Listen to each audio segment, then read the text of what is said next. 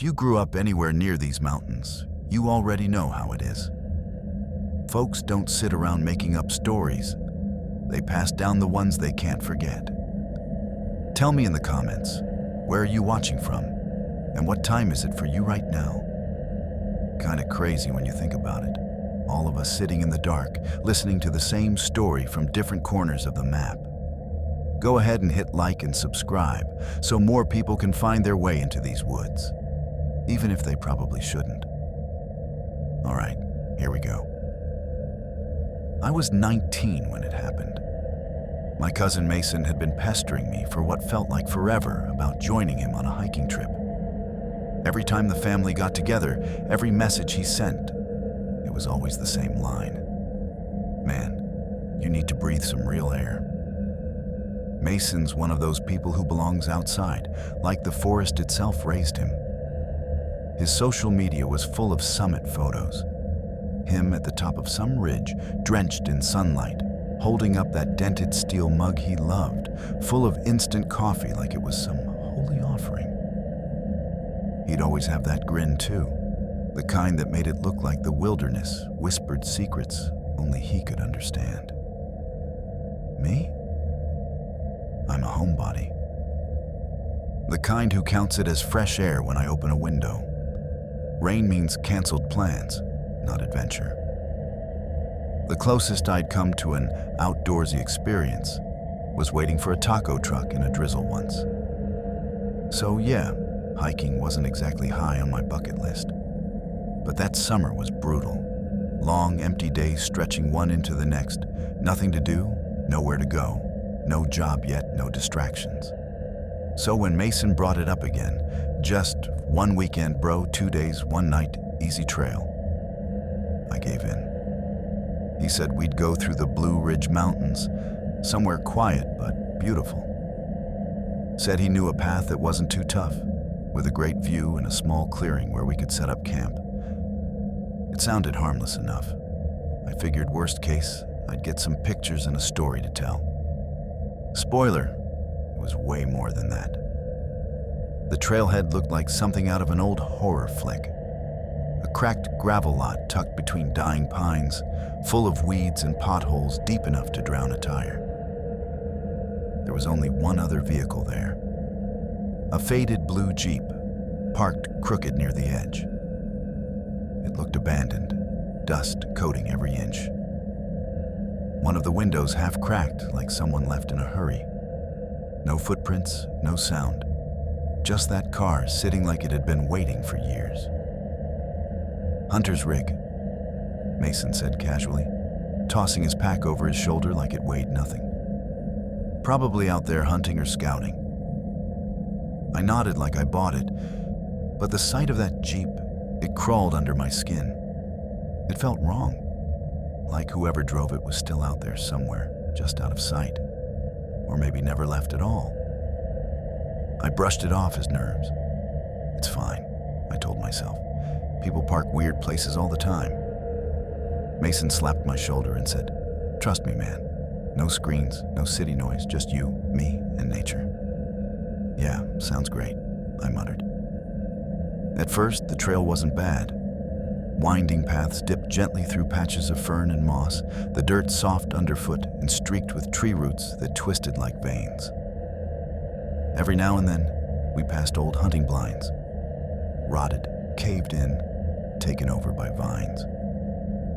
Once, we stumbled on the remains of a stone foundation, half buried in dead leaves.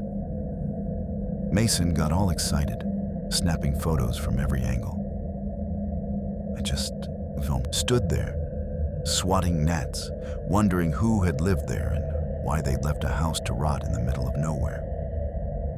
By the time the sun started melting behind the ridges, we found a clearing a little off the trail.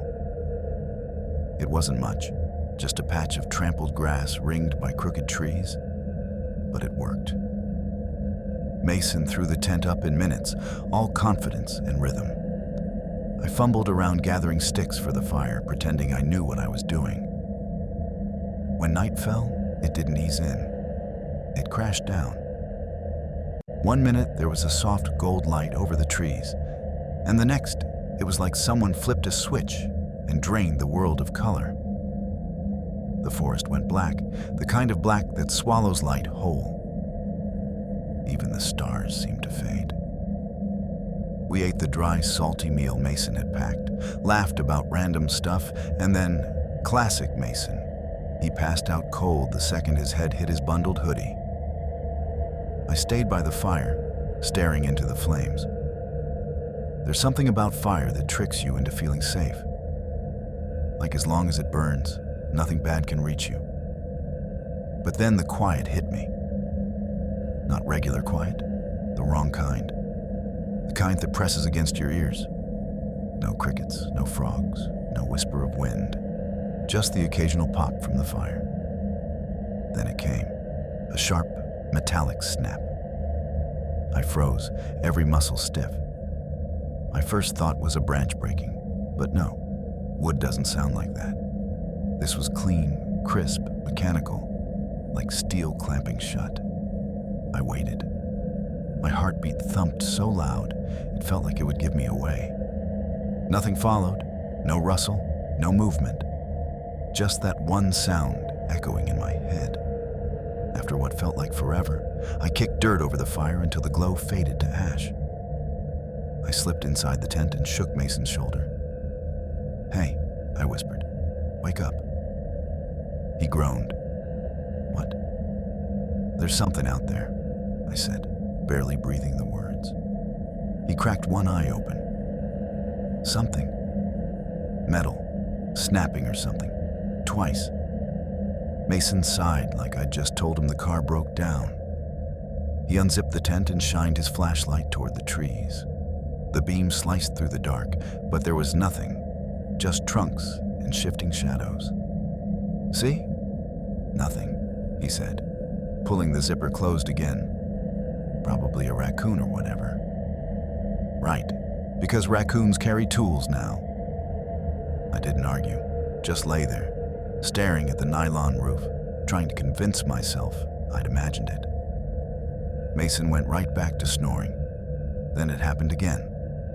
Click, click, closer this time. My breath stopped in my throat. I was about to shake Mason when a voice drifted through the dark. "Hey," drawn out, flat, like whoever said it didn't know how to speak right. I jerked upright, making the tent rustle. Mason muttered something, half asleep, until he heard it too. Another, "Hey," softer, closer. Our eyes locked. No words. Just the kind of look that says, "We're in deep trouble." Mason mouthed one word, "Go." Unzipping that tent felt like tearing through paper in a library. Every sound felt deafening. I swore whoever, or whatever, was outside could hear it. But we crawled out, hearts pounding, and ran. We didn't grab our packs. Mason didn't even grab his shoes. Barefoot, he sprinted beside me, his socks snagging on roots. Branches clawed at our arms. The forest seemed to close in, trees twisting and reaching like they didn't want us to leave. Behind us, the clicking started again. Click, click, click. Not footsteps, not breathing, just that steady metallic rhythm, like something mechanical was following. Not fast, but deliberate. We stumbled down an embankment and crashed into a dry creek bed. Mason's flashlight slipped from his grip, tumbling end over end before stopping, its beam cutting across the ridge behind us. For 1 second, just one, the light caught something. Tall, thin, wrong. It stood just beyond the edge of the trees, tilted at an angle that made my stomach drop. Its head was cocked so far to one side, it looked broken. And its face, if that's what it was, wasn't right. It was stretched too tight. Pale skin pulled over, nothing. No eyes, no mouth, just blankness. Then the flashlight went out. We crouched in the dirt, too terrified to breathe. I could feel the air shift around us, heavy and damp. Every sound from the forest stayed gone, like the world itself was holding its breath. We stayed like that until the black faded to gray, until the trees started to take shape again and the first pale light of morning crept through. When we finally stood, our bodies felt like they'd been drained. My legs trembled so bad I could barely stay upright. Mason didn't say a word. Neither did I. We didn't go back for the tent. We didn't look behind us. We just followed the creek until it curved into a dirt road, then kept walking, barefoot and silent. When we reached the gravel lot, the sun was high, but the Jeep was gone. The space where it had been was just an empty patch of gravel. Tire tracks half faded like they'd been there for days. Mason finally spoke, voice hoarse. "Let's go home." We never talked about it again. I still don't know what we heard or what we saw. But sometimes, when the night gets too quiet, I swear I can hear it again. That sharp, clean click of metal snapping shut, somewhere far off, getting closer. My name's Aaron, and for 3 years, I've kept my mouth shut about what happened in those mountains. Back then, everything in my life was falling apart. I'd just been offered a new job in another state, something that should have been good news. But all I could feel was exhaustion. My girlfriend had broken up with me out of nowhere. The kind of clean cut that leaves you wondering if any of it had been real. I was angry, restless, and tired of people telling me I'd bounce back. That's when my aunt called. She owned this old hunting cabin deep in the Great Smoky Mountains, a place so remote you couldn't even pretend civilization was nearby.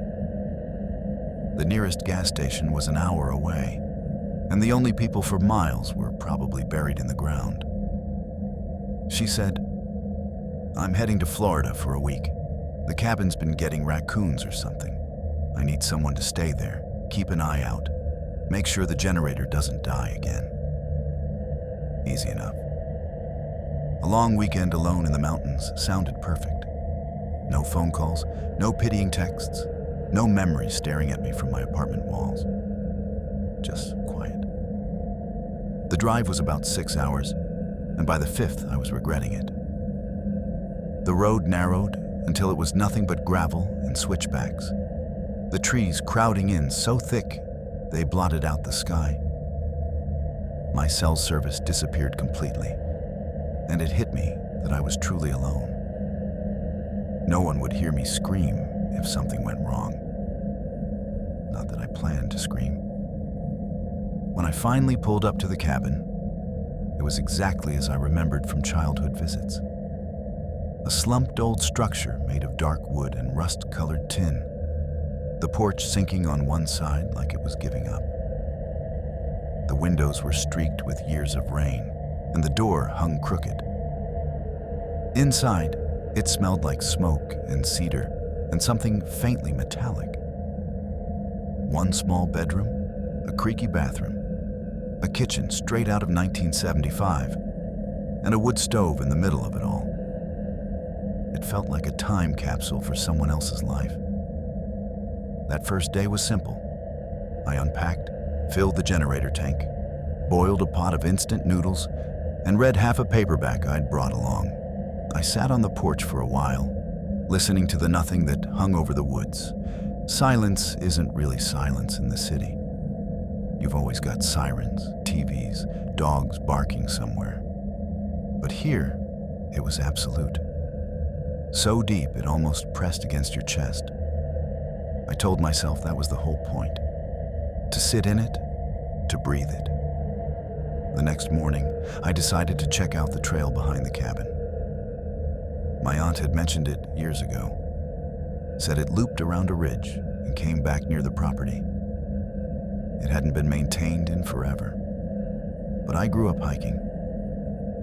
I figured I could handle it. At first, it was peaceful. The air was sharp and cool, the kind that wakes you up from the inside.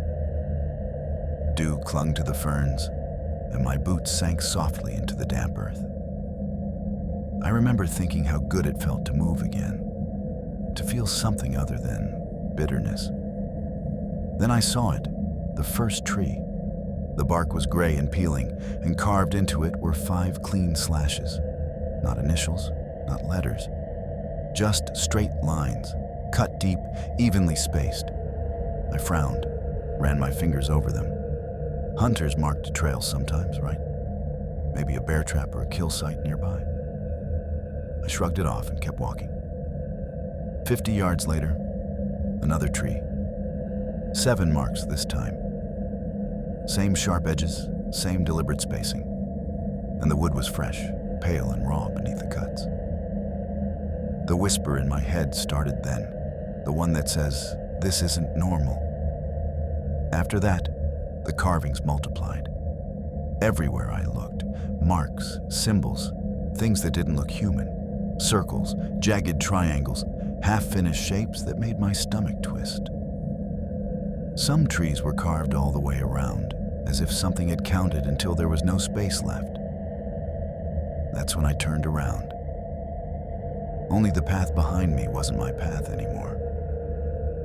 You know how you subconsciously remember where you've walked? The way a branch bends, the rocks you stepped over, the angle of light on a certain stump? All gone. What I saw behind me was a wall of trees, uniform, unbroken, like the woods had swallowed the way I came. My pulse started to hammer. I told myself I'd just gone farther than I thought. Maybe the loop had turned me around. Forward felt easier than trying to backtrack through trees that all looked the same. The deeper I went, the stranger it got. The air grew thick, heavy like fog, even though there wasn't any. The marks on the trees became deeper, wider, angrier. A few were split open entirely, sap bleeding down the bark like old wounds.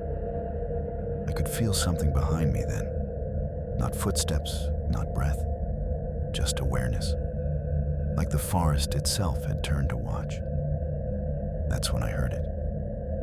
A whisper. Not words, not exactly, just sounds twisted into something that pretended to be speech.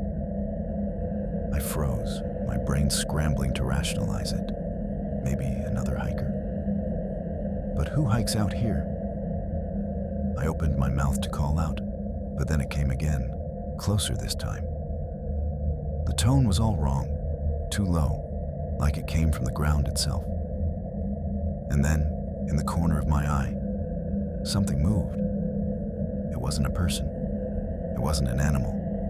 It was a shape that didn't belong, a smear of motion dragging itself between the trees. I didn't wait to see more. My body took over before my brain caught up. I ran. Branches slapped my face. Thorns shredded my jeans. I didn't care. I just ran, lungs burning, eyes watering, heart punching holes in my ribs. But the sound followed me. Not the whisper anymore, but a dragging. Slow, wet, persistent. It didn't rush. It didn't need to. I broke through a line of trees and stumbled into a clearing. Relief hit me for half a second before I realized what I was looking at. The clearing was a perfect circle of stumps. Dozens of them, smooth and flat, like they'd been cut by the same hand. Each one carved with tallies. Hundreds, maybe thousands. And in the dirt, right in the center of that ring, a fresh line was being etched. Slowly, deeply. The soil moved, but there was nothing there. I didn't wait. I ran again, straight through the undergrowth. No path, no direction, just pure animal terror driving me forward. I fell twice, tore open my palms, hit my knee so hard it went numb. Didn't matter. I just kept moving until the cabin appeared through the trees like a lifeline. I crashed through the door, slammed it shut, locked it twice, and collapsed against the floor. My chest heaved, every breath scraping. I grabbed the metal poker from the wood stove and sat there, gripping it so tight my knuckles ached. Minutes passed, then hours. No sound outside, no movement, just that silence again, but heavier, thicker, pressing against the walls. Midnight came and went. Then the generator stopped. Not sputtered, not ran out of fuel. It stopped, like someone had pulled the plug. I didn't move, didn't look, didn't breathe. I sat there in the pitch dark until dawn started to creep through the curtains. When the first light hit the floor, I grabbed my car keys and left everything behind. My bag, my food, even my aunt's spare set of keys. I didn't stop driving until the mountains were a gray blur in the mirror. She called a few days later, furious. "You left the place unlocked, Aaron. What the hell happened?" I told her I'd mail the keys. I never did. To this day, I still see it sometimes when I close my eyes. Those tally marks carved deep into wood, and that last line being drawn into the dirt, slow and patient, like whatever made it was still counting. It started at a gas station, which feels almost ridiculous now that I think about it. Just a normal stop before I headed deeper into the Blue Ridge Mountains, nothing strange about it.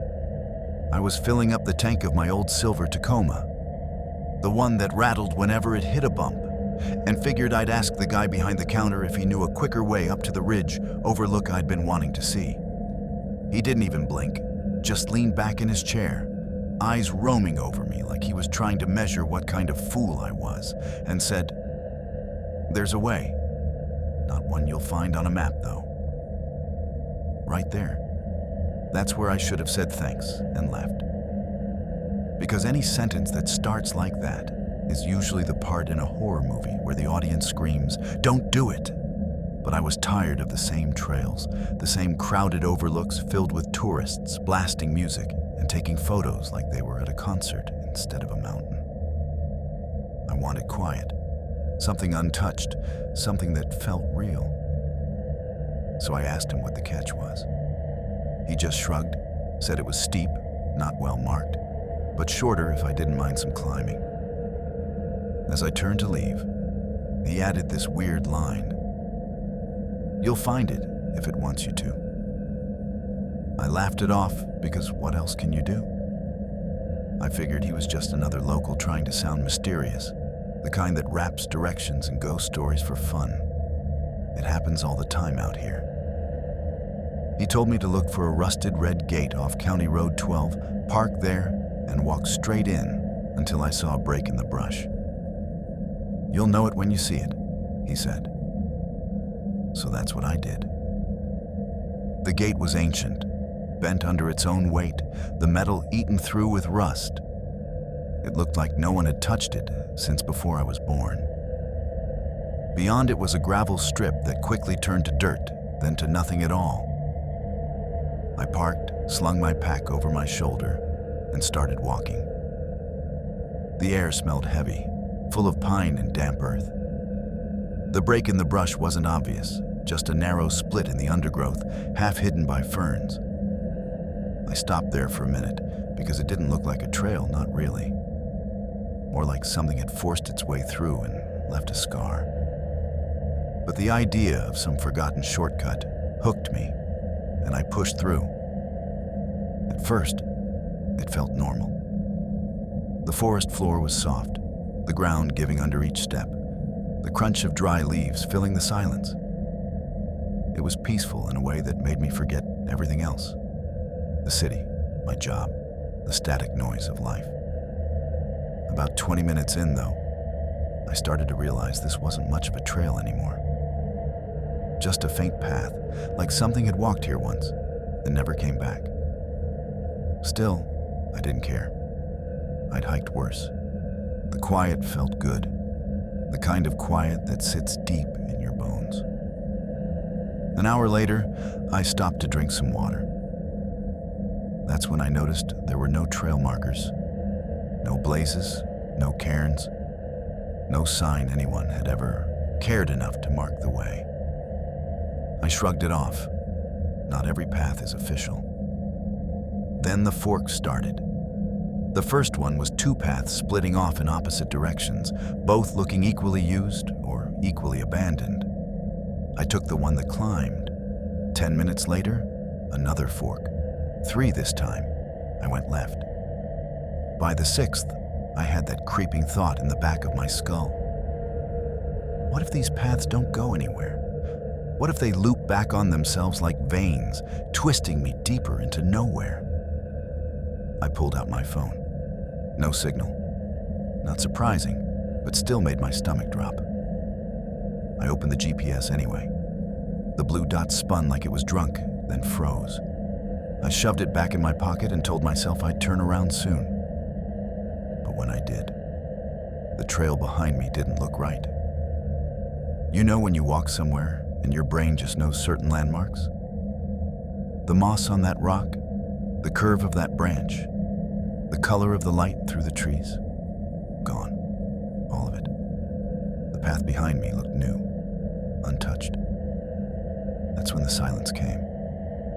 Not the kind of quiet you expect in the woods, the kind that hums with birds and wind and the distant buzz of insects. This was dead. No wind, no movement, not even the sound of leaves settling, just my breath.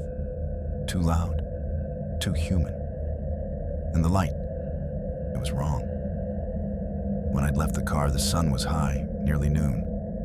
But now the air had dimmed like late afternoon, even though the canopy above wasn't nearly thick enough to block that much sunlight. It was as if the day had slipped past while I wasn't looking. I told myself to relax.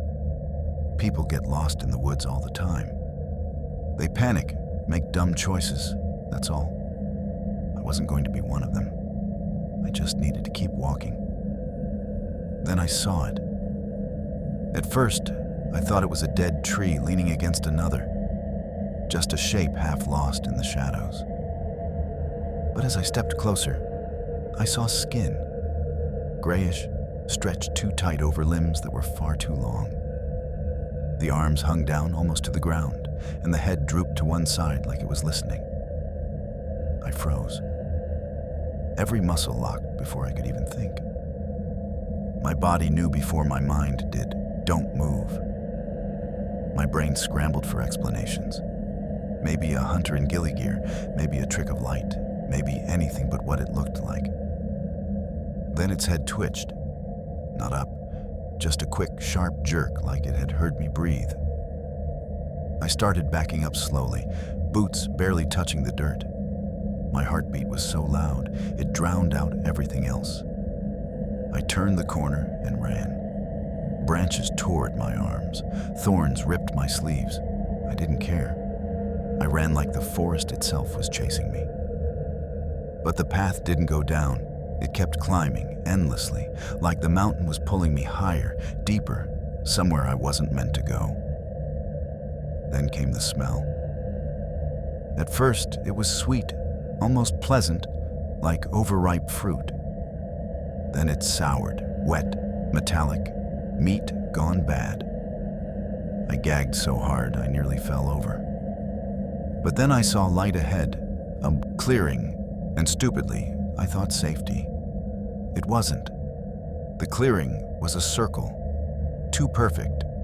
The ground inside it was black, charred, and around it were bones. Dozens, maybe hundreds, stacked in rough piles. Deer skulls, raccoon spines, antlers twisted together like something had woven them into art. And mixed in, God help me, human ones. Jaws and teeth, gray skin stretched over cheekbones, scraps of hair clinging like moss. I couldn't move, couldn't think. Because on the far side of that clearing, it stood again, upright now, swaying gently, limbs like ropes caught in a wind I couldn't feel. Its head tilted, listening. And behind it, more shapes slid out from the trees. 5, 6, maybe more. All bent, all pale, all turning their heads at the same unnatural angle, all listening to the same thing. Something in me broke then. Fear stopped being fear, it became instinct. I ran. Not thinking, not planning, just ran. Through trees, through mud, through anything in my way. Roots caught my feet, branches clawed my face, but I didn't stop. Not even when I felt something behind me, close enough that the air seemed to shift when I moved. Then, gravel. Road. I stumbled out of the woods so hard I nearly fell face first. My car was right there, like it had been waiting the whole time. I threw myself inside, slammed the door, and peeled out so fast the tires screamed. I didn't look back. Not once. When I finally stopped, maybe 30 miles down the road, my hands were shaking so bad I could barely hold the wheel. The sun was still high, bright, unbroken, like none of it had happened. My phone buzzed to life, full bars. The map showed nothing but a solid block of green where I'd been. No road, no trail, no clearing, just forest. I never told anyone. Not the cops, not my friends, not even my sister who hikes more than I ever will. But sometimes, when I drive past the tree line at dusk, I swear I see them. Tall, thin silhouettes standing perfectly still, heads tilted just so, listening.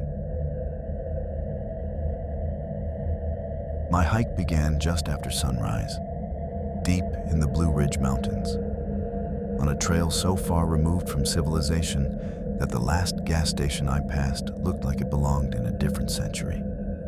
Its faded sign creaked in the wind, the old pumps coated in dust thick enough to write your name in. By the time I turned onto the narrow dirt road leading to the trailhead, my phone had been dead for almost an hour.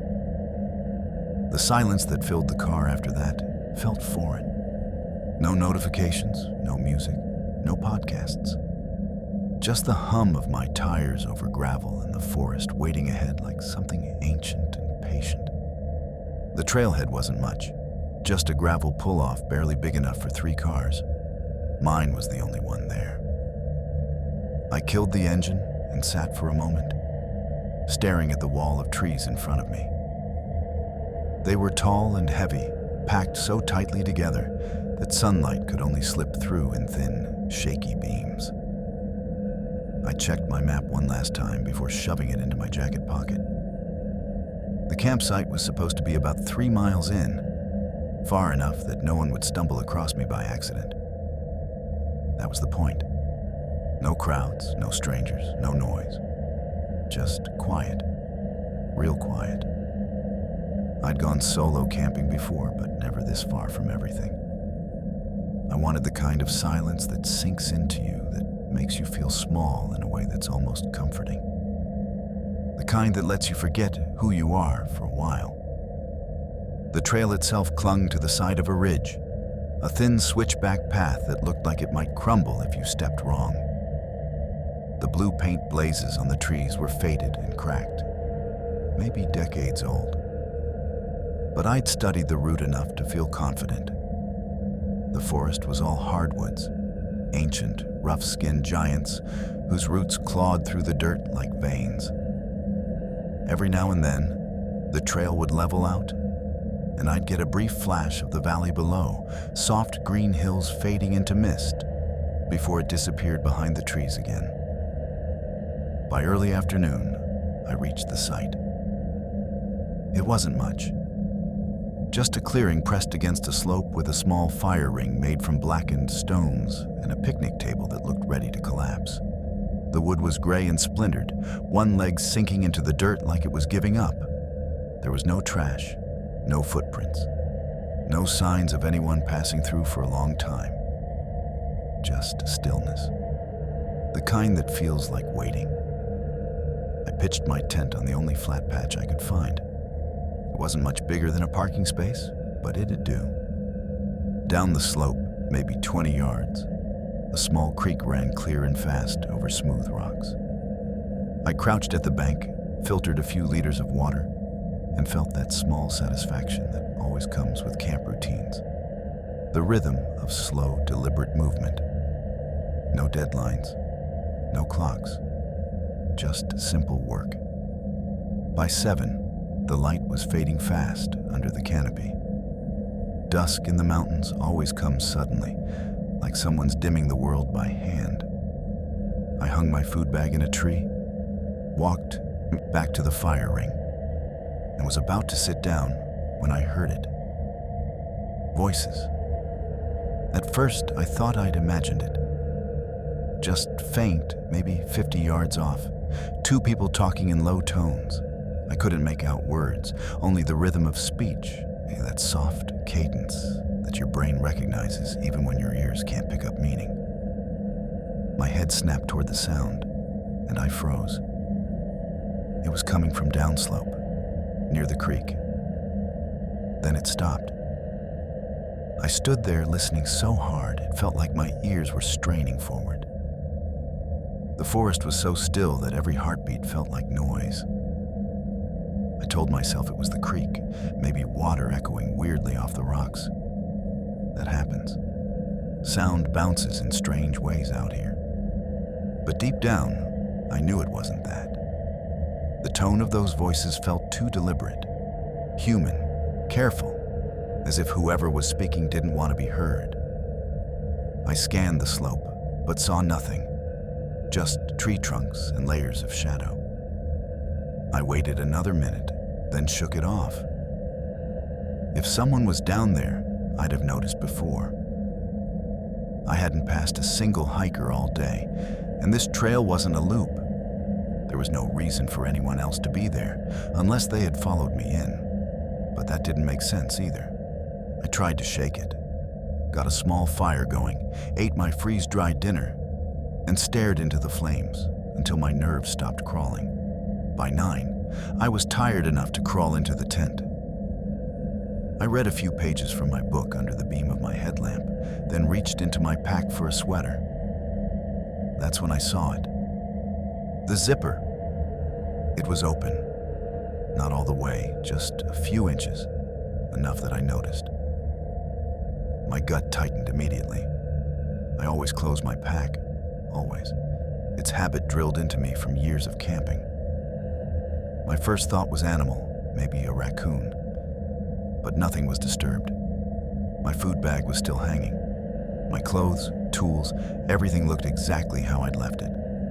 Except for one thing, my water filter. It wasn't in the side pocket anymore. It was sitting right on top of the clothes bag, perfectly placed, almost centered, like someone had moved it intentionally. I froze, staring at it for a long time, trying to make sense of it. Maybe I'd set it down wrong earlier. Maybe I'd been distracted.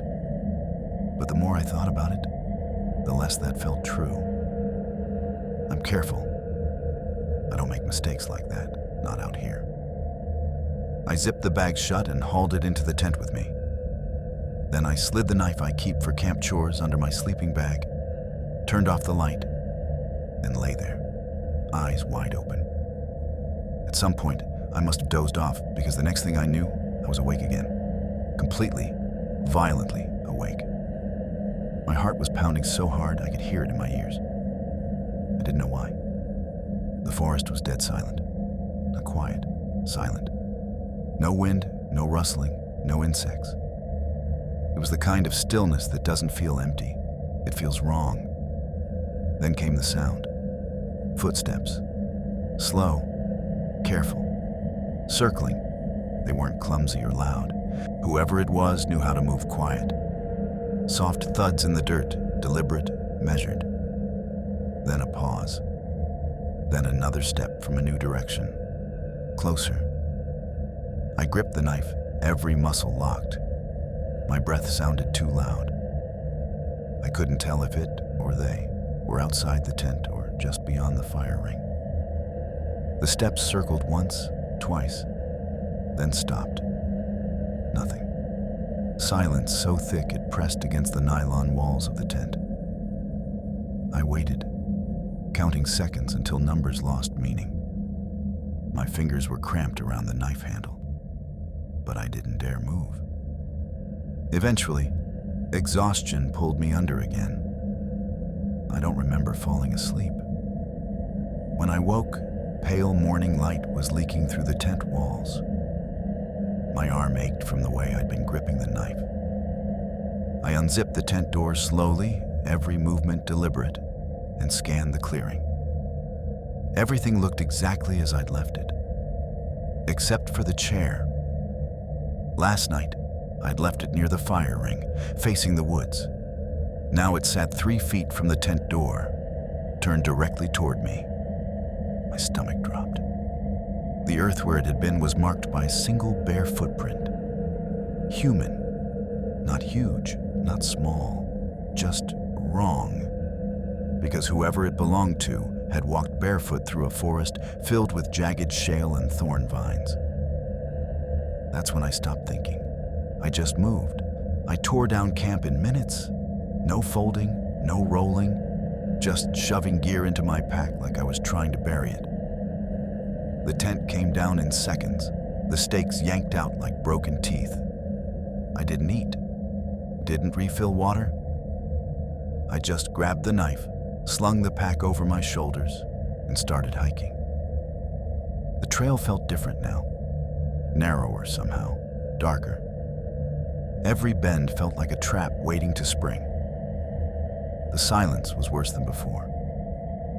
I realized after a few minutes that I hadn't heard a single bird, no insects, no life. Just the sound of my boots against dirt and the blood roaring in my ears. Every few hundred feet, I'd glance behind me, half expecting to see someone there. A shape in the trees, a shadow that shouldn't exist. But there was never anything. Just that endless, empty forest staring back. 2 miles in, I stopped to catch my breath and felt it again. That sense that I wasn't alone. I turned in slow circles, knife still in hand, eyes scanning every trunk, every shadow. Nothing. But the air felt heavy, charged, like I was being watched. When I finally stumbled out of the trees, the gravel lot came into view. My car sat exactly where I'd left it. Empty. Still. I ran the last few steps, dropped the pack, and fumbled the keys twice before I managed to unlock the door. I slammed it shut, locked it, started the engine, and floored it.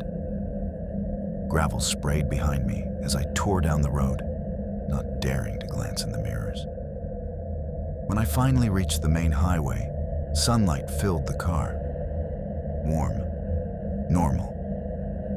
My phone buzzed to life, full signal. For a moment, I thought maybe I'd imagined it all. Maybe I'd just been tired, paranoid.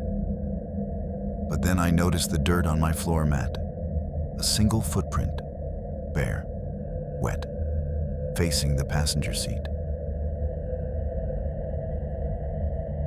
I was 29 when it happened.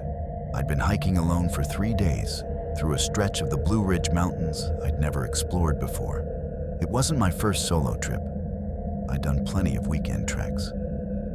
But this particular section was supposed to be one of the most remote and unforgiving parts of the range. That was the whole reason I'd chosen it. I wanted quiet, the kind that presses into your skin and drowns out everything else. The first day felt incredible. Crisp air, clear skies, and that rhythmic crunch of boots against packed dirt, the only sound for miles. There's something almost narcotic about isolation like that. Out there, it's just you, your thoughts, and the wild. No buzzing phone, no chatter, no cars. It's pure nothingness, and it's beautiful, and maybe a little dangerous. Because if you vanish, nobody's going to notice for a while. Honestly, that was part of the reason I came. By the second evening, though, the silence had started to feel wrong. I realized I hadn't seen another hiker since leaving the last trail shelter. Not a single person. No distant voices, no crunch of another pair of boots on the path. Not even a glint of color from someone's jacket through the trees. That's unusual, even in winter. The Blue Ridge can be quiet, sure, but not empty. Still, I told myself it was fine. I'd hit another shelter soon, see some names in the logbook, reassure myself that other people had been through recently. That reassurance never came. Every shelter I passed was completely deserted. No food wrappers, no footprints, no recent entries in the logs. Just blank pages stretching back nearly a week. It was like the trail had emptied itself. By the third afternoon, things got truly strange. The trail didn't vanish exactly. It just grew fainter, thinner. The blue blazes that marked the path were spaced farther apart, faded nearly white, as though they hadn't been touched up in decades. Every time I checked my GPS, it spun uselessly, searching for a signal that wasn't there. Still, I repeated the rule in my head. The Blue Ridge trails don't just disappear. If you keep following the dirt, you'll end up somewhere. That's the unspoken deal. Then I noticed the trees. At first, I thought they were old trail markers, maybe carvings from other hikers. But no, these weren't blazes. They were spirals, deep gouges twisting around the trunks in uneven, ugly lines. Not initials, not forestry markings, fresh. The exposed wood beneath the bark was pale and raw, like it had been carved just days before. I passed one tree with a single spiral, then another with two, then clusters of them. Some trees so scarred, they looked like they were bleeding. Soon, I began seeing variations. Slashes stacked vertically, circles etched around trunks in rough, uneven bands. Too high to be animals, too messy to be anything official. My stomach tightened. I kept moving, faster now, trying not to look at the patterns that seemed to multiply with every step. After what felt like an hour, I came to a fork. Not an official junction, no signpost, no carved arrows, just two faint paths splitting apart, both lined with more carved trees. I stood there for a long time, staring down each one, hoping one might feel safer, more right. Neither did. But finally, I went left. I wish I hadn't. The path narrowed fast. Branches snagged my jacket. The ground turned soft and springy like I was walking on soaked moss, though it hadn't rained in days. My footsteps made a muffled sound, like the earth itself was swallowing them. The air grew heavy. It was the kind of quiet that wasn't really silence. It was absence, a vacuum pressing against my ears. Then I saw it. A rope stretched between two trees, sagging in the middle. Hanging from it was a burlap sack about the size of a football. It swayed gently as if caught by a breeze I couldn't feel. The bottom was dark, damp. My gut twisted. I told myself it was bait, something a hunter had hung up. But who uses burlap sacks for bait? And in the middle of a trail? I took one cautious step closer. That's when I heard the crack. Sharp, close, a branch snapping under weight. Not the quick sound of a squirrel or deer. It was heavy, intentional. My head whipped around. Nothing. Just the same trees with their spirals staring back like open wounds. My pulse was so loud I could feel it in my teeth.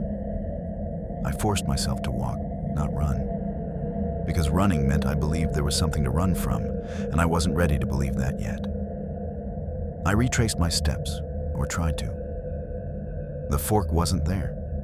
The trees were wrong. I should have seen the split, the two paths. Instead, there was only one narrow trail winding down into a hollow.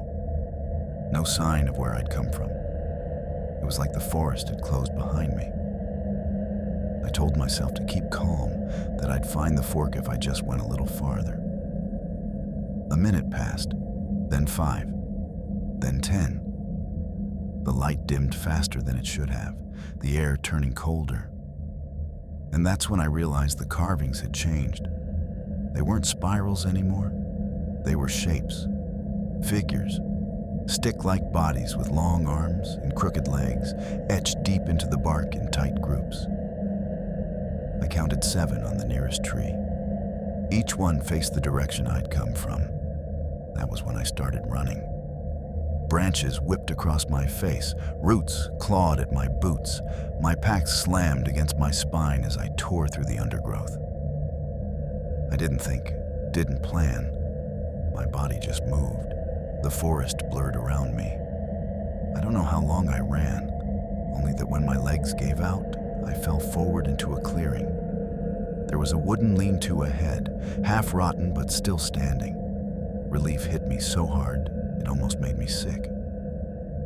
I staggered up the steps, dropped my pack, and collapsed onto the floorboards, trying to catch my breath. For maybe 5 seconds, I actually believed I was safe. Then I looked around.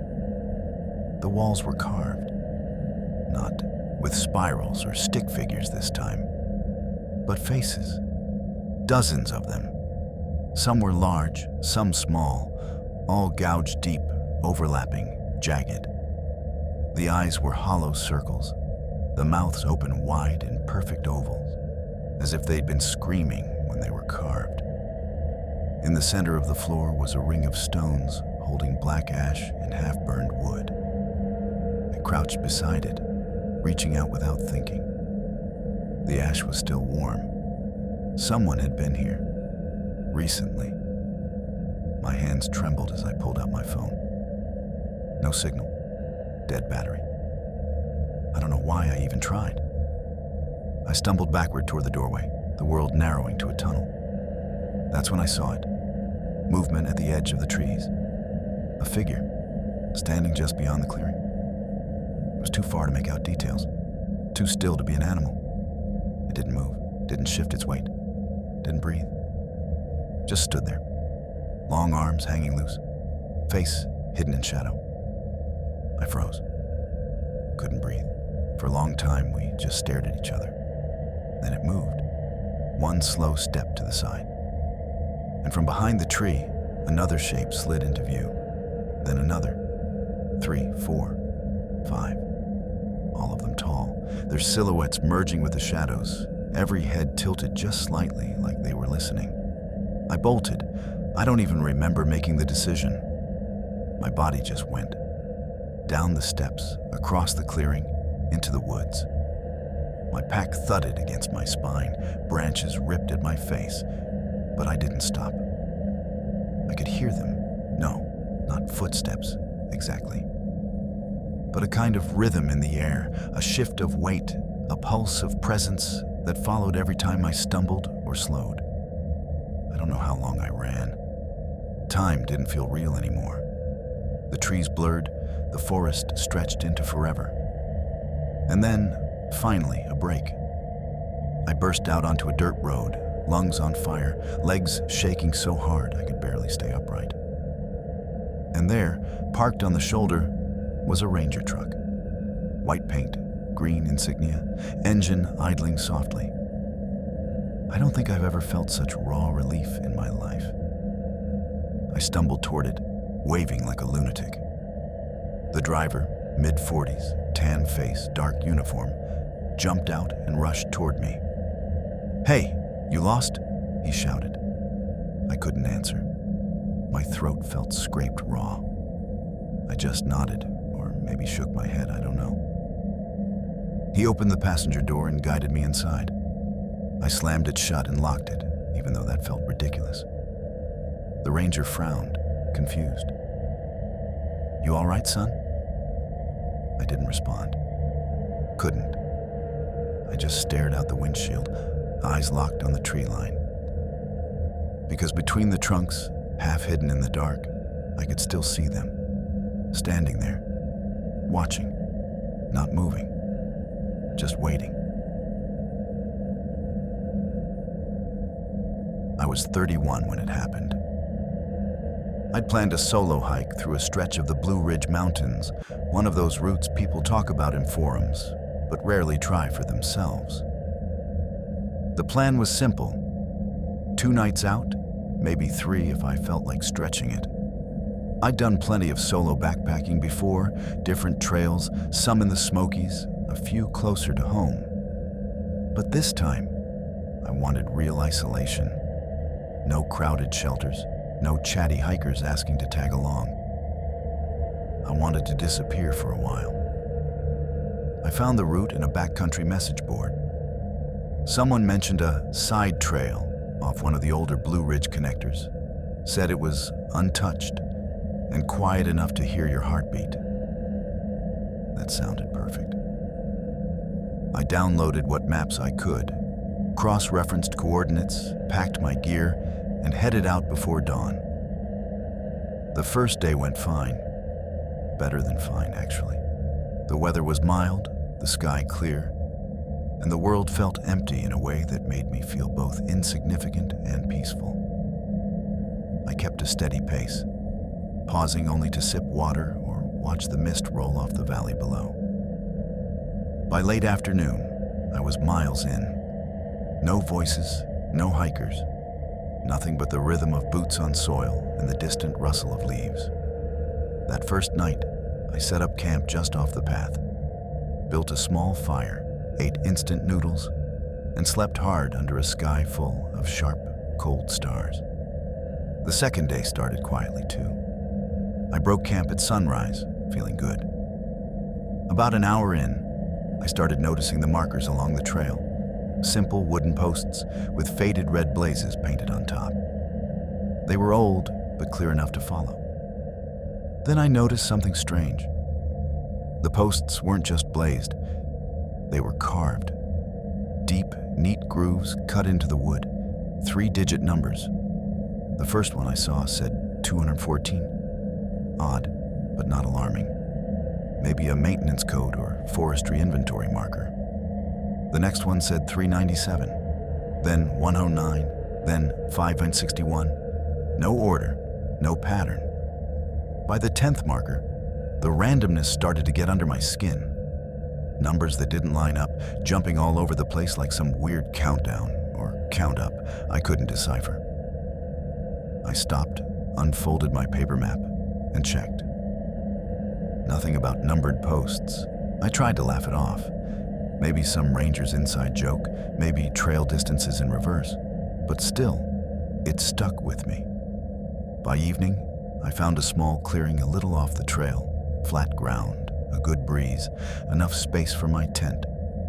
The air was heavier that night, like the stillness before a storm. I didn't think much of it.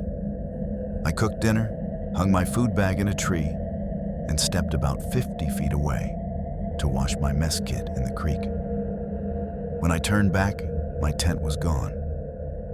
I froze, blinking like an idiot. It wasn't far. I could still see the campfire's glow, but where my tent had been, there was just empty ground. For a second, I thought maybe I'd misjudged the distance. Maybe it was behind one of the trees. But when I walked back, it wasn't there. Just flattened leaves, the outline of where I'd set it up, like it had been lifted away. I circled the clearing twice, then widened the circle, thinking maybe I'd wandered too far while setting up. Still nothing. The panic started creeping in, tight and cold. I checked my GPS. The coordinates matched exactly where I'd marked camp on my map. I hadn't gone anywhere. After what felt like an hour of pacing and searching, I found it. My tent, zipped up, perfectly set. Everything inside exactly as I'd left it. Only it was sitting in a different clearing, one I didn't recognize. There was no trail leading to it, no footprints, no drag marks. Just there. I didn't think. I just went inside, zipped it shut, turned on my headlamp, and sat there staring at the walls. I told myself I'd been careless, that I'd wandered in circles, that exhaustion was playing tricks. But I didn't sleep much that night. Every time I closed my eyes, I'd hear faint noises, soft, dragging sounds, like something sliding through the leaves, never close enough to be sure, never far enough to ignore. When dawn finally came, I didn't make coffee. I didn't even eat. I packed up and hit the trail fast, telling myself that I'd head straight back to my car. No detours, no stops, just out. But when I reached the trail, the carved posts were different. The red paint was gone. Every post was stripped bare, just gray wood and deep scars where the numbers had been gouged out. I checked my compass. North. Easy, keep moving. 2 hours later, I found myself standing in the same clearing where I'd found the tent the night before. The same crushed leaves, the same ring of bare earth. My chest went tight, like my ribs were closing in. I swore out loud enough to scare off anything listening, and turned around. I picked a new direction, checked the GPS every 5 minutes. At first, it behaved normally. The arrow pointed forward, steady. Then it started to twitch. Left, right, spinning, like it couldn't decide which way was north. The map overlay flickered, then froze. I turned it off. By late afternoon, I gave up trying to navigate. I made camp again. Small fire, tight perimeter, knife within reach. The woods felt close that night, the air thick enough to taste. That's when I saw it. Across the clearing, between 2 trees, something stood. At first, I thought it was another hiker, someone who'd wandered in like me. My brain wanted that to be true. But as my eyes adjusted, I saw it wasn't right. It was too tall, too thin, the arms hanging too low, the head cocked at an impossible angle like it was trying to understand me. I didn't move. I didn't breathe. I blinked, and it was gone. The fire burned low. I grabbed my lighter to spark it again, but it clicked uselessly. Empty. I'd only used it once the night before. My matches were damp, though my pack was bone dry. My stomach turned. At some point, I must have drifted off, though I don't remember falling asleep. When I woke up, everything was dark. No firelight, no moon. Just suffocating black. The woods were silent. Too silent. I reached for the stack of unburned wood beside me. It was still there, dry. But the ashes in the fire pit were cold. Not like it had burned down, like it had never been lit at all. That's when I decided I was done. I packed what I could by feel and walked. No GPS, no compass, no trail markers, just kept going. The posts were back now. The red blazes, the numbers, bigger, deeper, freshly carved. I started paying attention. The numbers had changed again. 624, 410, 30, then 72, then 15. It hit me around then. They were counting down. I walked faster. Didn't stop for breaks. Didn't even look at my map. Around mid-afternoon, I saw it. A building. A roof, half hidden behind a ridge. Relief hit me like a punch. It had to be a ranger station. I broke into a jog, half laughing, half crying. The structure was old, weathered, but solid. I yanked the door open and froze. My tent was inside, set up perfectly. Sleeping bag unrolled, backpack leaning against the wall exactly how I'd left it that first night. I didn't scream. I didn't think. I just turned and ran. Branches whipped my face, thorns tore my sleeves, but I didn't care. I ran until my legs gave out and the trees began to thin. Then I heard it, the hum of traffic. Low, distant, the most beautiful sound I'd ever heard. When I burst out of the forest, asphalt shimmered ahead. I stumbled onto the shoulder of a 2-lane road and collapsed. A pickup truck slowed to a stop. The driver, a man in his 50s with a kind face, leaned out the window. "You okay, buddy?" he asked. I nodded, though I probably looked half insane. My voice barely worked when I said, "I got lost." He helped me into the truck and drove me back towards town. I didn't tell him where I'd come from. Didn't mention the numbers or the tent or the thing in the trees. I never went back for my gear. Never even checked a map to see where I'd been. Sometimes, though, when I drive through the mountains at night, I catch myself glancing at the tree line, half expecting to see a wooden post standing there, numbers freshly carved, waiting for me to notice. My husband and I have this ritual we've kept up for nearly a decade. Once a year, we pick a place so far off the map, that it feels like the world just stops existing for a while. No work emails, no buzzing phones, no neighbors mowing their lawns or knocking on the door just to say hi. It's a reset button for both of us.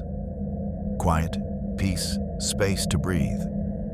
But that year, I wanted something different. I didn't want just quiet. I wanted isolation. The kind of isolation that made you forget other people existed. I spent weeks scouring listings and backcountry forums until I found it. A place deep in the Blue Ridge Mountains. The listing called it an off-grid mountain retreat, tucked away at the end of a Forest Service road. The pictures showed a single-room log cabin with no power lines, no paved driveway, nothing but trees swallowing the horizon. The description bragged, total privacy, accessible by mountain road only. It was exactly what I'd been looking for. We booked 3 nights.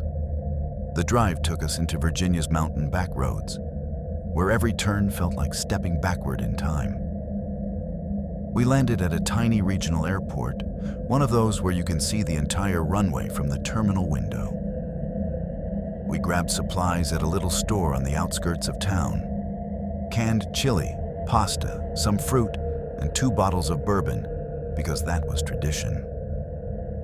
The cabin's owner didn't give an address, just a phone number and the name Earl. Said to call when we landed, and someone would come get us. So, we did.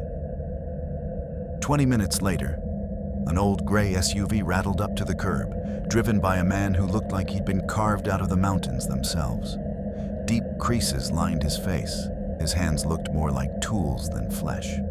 He didn't talk much, just nodded when we introduced ourselves and asked if we'd brought enough food. We climbed higher through layers of forest, the air getting colder, the roads narrower. Asphalt turned to gravel. Gravel turned to dirt, until we were driving along a single track carved into the side of the mountain. Trees leaned in so close, their branches scraped the roof. If another car came the other way, one of us would have gone straight over the edge. After what felt like an hour, the SUV rolled to a stop at a narrow break in the tree line. "That's the path," Earl said, pointing to a faint trail barely wide enough for one person. "Cabin's up there, end of the road for me."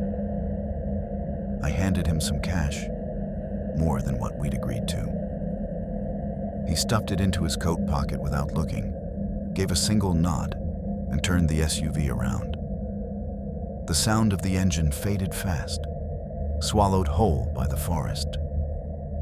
We stood there for a second, letting the silence sink in. This wasn't city silence, or even the kind you find in small towns. This was total absence, the kind that hums in your ears because your brain can't handle the void. The cabin wasn't far, maybe a 2-minute walk, but the path felt longer. The trees pressed close, branches hooked low overhead, and the air felt thicker, stiller the farther we went. When we broke through the last of the underbrush, the cabin appeared like it had grown from the slope itself. The wood was gray and rough, the roof a patchwork of rusted metal. A tiny porch sagged out front, 2 chairs on it that looked like they'd collapse if you breathed too hard. Inside, it was small but cozy. One main room served as both kitchen and living space, with a narrow wooden ladder leading up to a low sleeping loft. The air smelled of cedar and old smoke. Dust motes drifted lazily through the light, spilling from the window. No electricity, no hum of appliances, just the soft crackle of the wood stove as I lit it. That first night was perfect. We made a simple dinner, poured ourselves bourbon, and sat near the fire as the shadows stretched long across the walls. The forest outside was pitch black, an ocean of silence broken only by the occasional pop from the stove. I remember thinking that the quiet felt almost alive, like the world was holding its breath. Sometime around 11, I heard it, the faint crunch of leaves outside. Slow, heavy, deliberate. I stopped mid-sip, glass halfway to my lips. My husband looked up, his eyes flicking toward the door. "Probably a deer," he said, though his voice lacked conviction. I wanted to believe him. But deer don't walk like that. They move in bursts and quick, light steps. This sounded like someone pacing. He stood, crossed to the window and peered out. Nothing but black. The light from inside couldn't reach beyond the porch. After a long moment, he opened the door and stepped out. The floorboards creaked under his weight, loud in the stillness. He flipped on the floodlight above the door, and a yellow beam cut through the dark. "Anything?" I called. He scanned the clearing. No, nothing.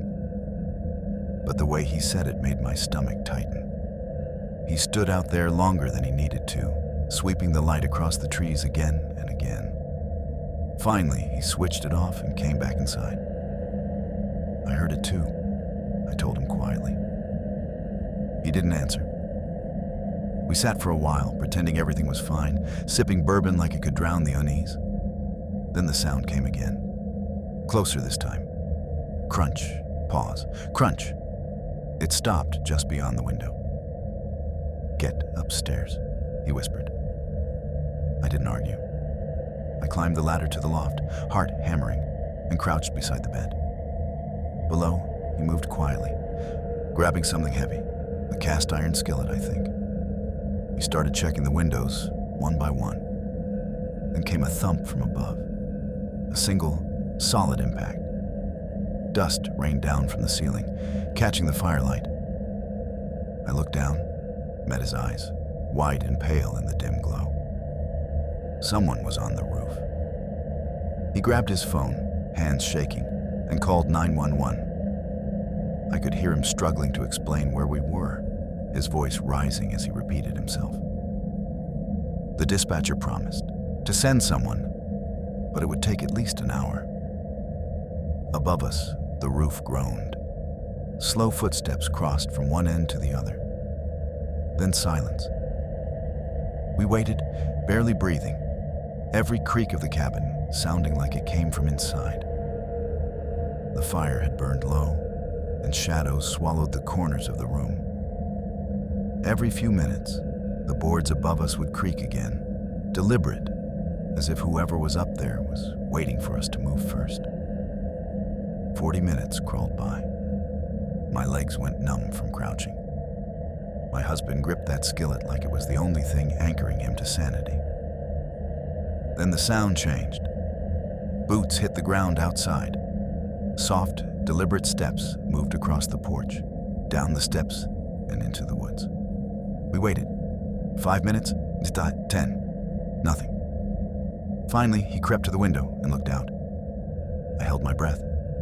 At first, there was nothing. Then he froze. "Someone's out there," he whispered. I crawled to the edge of the loft and peered down. Through the window, I could just make out a figure standing at the edge of the clearing. Tall, motionless. The porch light caught the outline of a face, or maybe a hood. I couldn't tell. It didn't move. Just stood there, perfectly still, watching the cabin. We stayed like that until the flashing lights finally appeared between the trees. 2 deputies arrived, their high beams cutting across the clearing.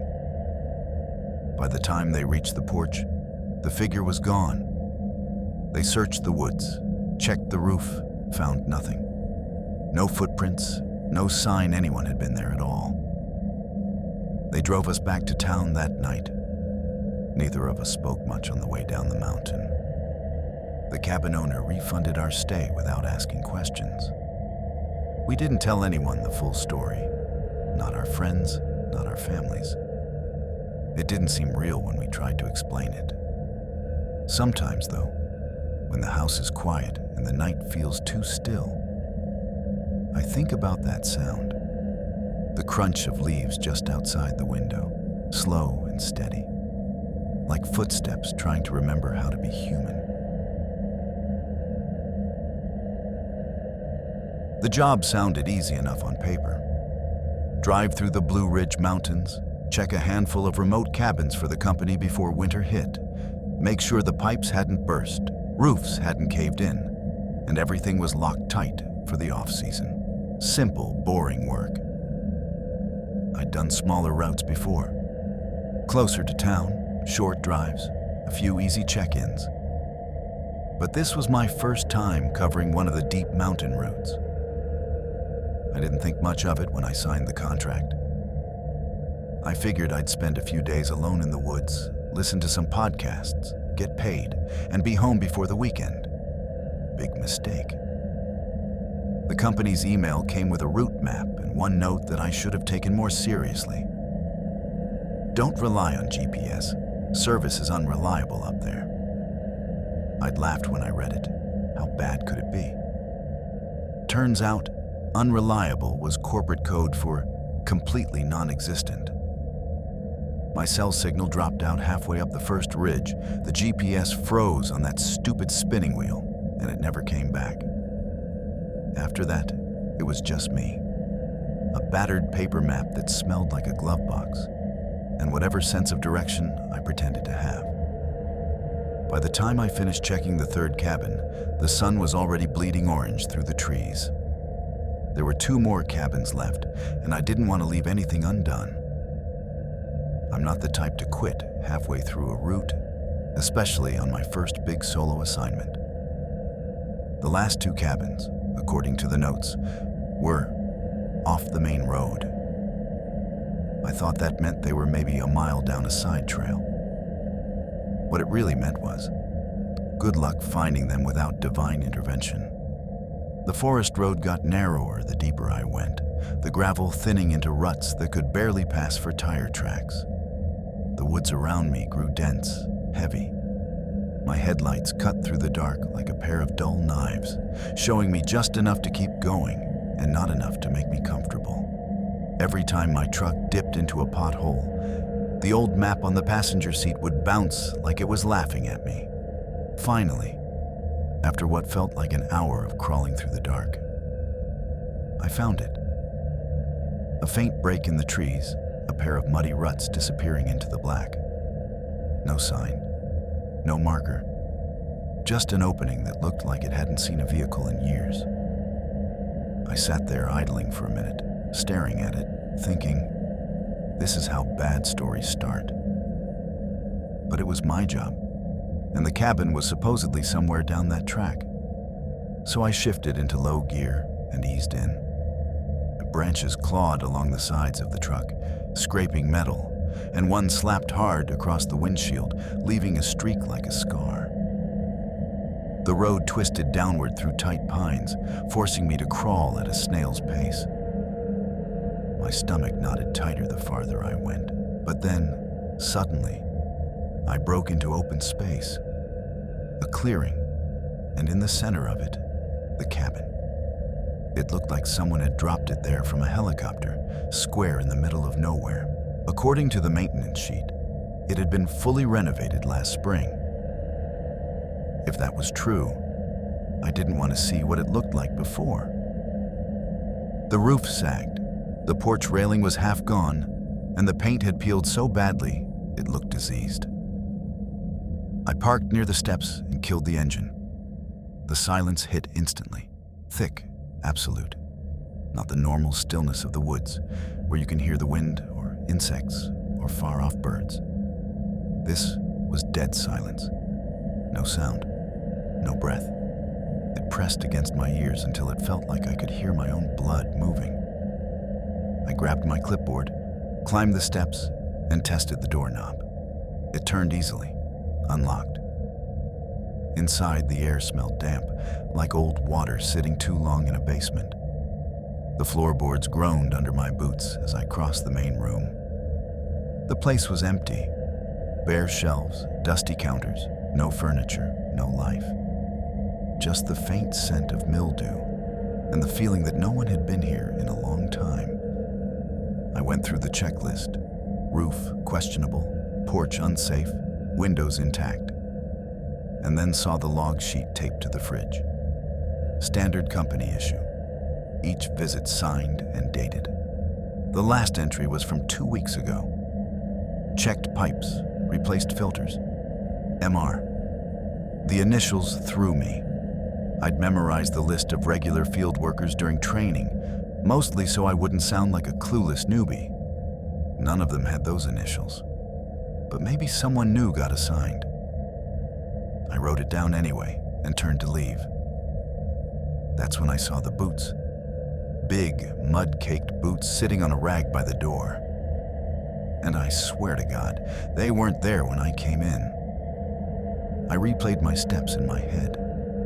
I'd opened the door, done a quick sweep, walked straight to the kitchen. No boots. My stomach went cold. My first thought was someone came back while I was inside. Maybe a hunter, maybe another worker. I didn't call out. I didn't move. I just stood there listening. Nothing. No footsteps, no breathing. But every nerve in my body told me someone was there. I backed toward the door, trying to keep calm, pretending I hadn't noticed. I stepped outside into the clearing. The air felt heavier now, thicker. My truck was exactly where I'd left it, sitting quiet and ordinary. But something about the clearing felt wrong. I couldn't put it into words. I started walking toward the truck, faster, then faster still, until I was nearly jogging. That's when I noticed it. The road I'd driven in on, the gap in the trees that led back to the world, it was gone. I stopped dead. The trees formed an unbroken wall, thick and solid, where the road had been. I blinked, rubbed my eyes, told myself I was standing at the wrong angle. I circled the clearing once, twice, 3 times. But it didn't matter which direction I looked. There was no road, just forest, dense and impenetrable. Then I heard it, the sound of the cabin door closing, slowly, deliberately. I turned. The door I'd left open was swinging shut. Something was inside. My pulse exploded. I sprinted for the truck, stumbling through the mud, my breath coming in ragged gasps. I yanked the door open, jumped in, and froze. There was something on the passenger seat, a folded piece of paper. My name was written across the front in thick, block letters. I hadn't brought any paper. I didn't even think. I slammed the door, jammed the key in the ignition, and hit the gas. The tires spun in the mud before finally catching, and I tore across the clearing, straight toward the trees. I didn't care if I hit them. I just wanted out. And then, just as suddenly as it had vanished, the road was there again, clear and wide open, like it had been the whole time. I didn't question it. I drove. Hard. My hands were shaking so badly I could barely keep the wheel straight. I didn't stop when my phone signal returned. Didn't stop when GPS flickered back to life. Didn't stop until I saw headlights from another car coming down a paved road. Only then did I pull over. Only then did I let myself breathe. When I finally dared to look at the passenger seat again, the paper was gone. I don't remember driving home. The next morning, I called my supervisor and told him I couldn't find the last property. He didn't ask for details, just sighed and said, "That cabin burned down 5 years ago. You must have taken a wrong turn." I didn't argue. I hung up, shut my laptop, and sat there staring at my keys for a long time. Sometimes, when I close my eyes, I can still see the clearing, the cabin standing there, lonely and waiting. And I can hear that slow, heavy creak of the door swinging shut.